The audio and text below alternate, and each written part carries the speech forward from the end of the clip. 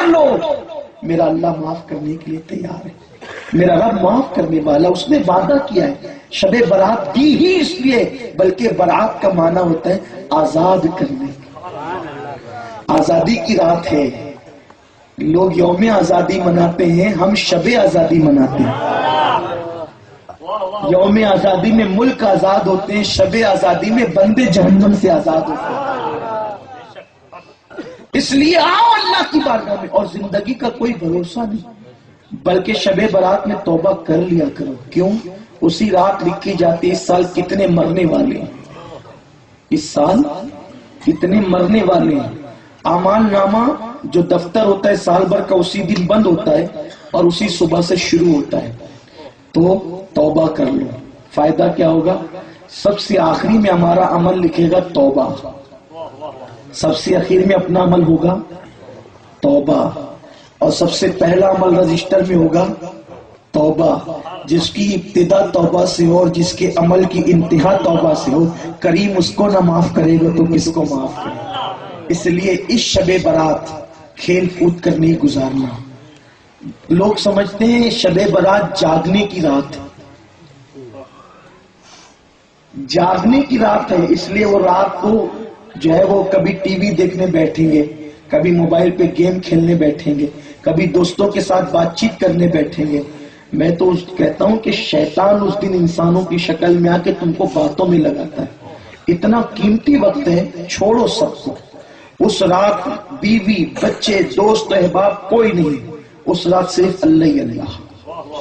خوب کثرت سے توبہ کرو، خوب کثرت سے درود پڑھو، ٹارگٹ بنا لو، کم سے کم ایک پارہ تو پڑھوں گا، 1000 مرتبہ درود پڑھوں گا، اتنی رکعتیں نفل پڑھوں گا، یہ سب قبرستان جاؤں گا۔ قبرستان شب برات حضور کیوں گئے؟ اللہ کے حبیب صلی اللہ علیہ وسلم اس رات قبرستان کیوں گئے؟ اس لیے تاکہ ہم بھی جائیں، اور جب ہم قبرستان جائیں تو چونا لگانے قبروں کو نہ جائیں، پینٹنگ کرنے نہ جائیں۔ قبرستان جانے کا مطلب یہ ہے کہ وہاں بیٹھیں اور بیٹھ کر کے تھوڑی دیر سوچیں کہ یہ میرا باپ تھا، اس نے تجارت کی، اچھا کیا برا کیا، نرم گدوں پہ سویا چٹائی پہ سویا، جو کچھ کیا، لیکن ایک دن گھر چھوڑ کر اس کو یہاں آنا پڑا، اور جب موت آ گئی تو کوئی اس کو روک نہ سکا، تو مجھے بھی یہاں ایک دن آنا ہے۔ تو جب یہ سوچو گے کہ ایک دن آنا ہے تو خود بخود آنکھ سے آنسو آئیں گے، ورنہ ہنستے کھلکھلاتے قبرستان کے ایک گیٹ سے داخل ہوئے، دوسرے گیٹ سے نکل گئے۔ کچھ تو اتنے کم نصیب ہے کہ جو قبرستان شب برات میں بھی نہیں جاتے۔ پتہ ہے قبرستان جانے کے فوائد؟ ایک تو دل نرم ہوتا ہے، دوسرا میرے آقا فرماتے ہیں صلی اللہ علیہ وسلم کہ جس قبرستان میں تمہارے رشتہ دار رہتے ہیں، جب تم قبرستان آتے ہو تو وہ تمہارے قدموں کی آہٹ بھی سنتے ہیں، اور جتنی دیر تم ان کے سرہانے بیٹھتے ہو وہ خوشی محسوس کرتے ہیں کہ آج کوئی ہم سے ملنے تو آیا۔ میرے آقا نے شب برات میں قبرستان جا کر بتایا کہ عید کے دن تو تم زندوں سے ملتے ہو، اور شب برات اپنے مردوں سے بھی مل لیا کرو، ان کو فراموش نہ کرو۔ باپ کے سرہانے جا کے بیٹھو، باپ دعا دے گا، ماں کے سرہانے جا کے بیٹھو، ماں دعا دے گی۔ اور یاد رکھنا، اگر قبر ختم ہو جائے، آپ کو ہڈی بھی نہ ملے، تو یہ نہ سمجھنا کہ مٹی میں مل گیا، اپنی نظر کا قصور ہے۔ اگر وہ مومن تھا وہ قبر میں زندہ ہے۔ کیوں زندہ ہے؟ کیونکہ آقا فرماتے ہیں قبرستان جب تم جاتے ہو تو تمہارے قدموں کی آہٹ سنتا ہے۔ قدموں کی آہٹ کون سنے گا؟ جو زندہ ہوگا وہی تو سنے گا۔ بلکہ مومن تو مومن ہے، کافر بھی زندہ رہتا ہے قبر میں۔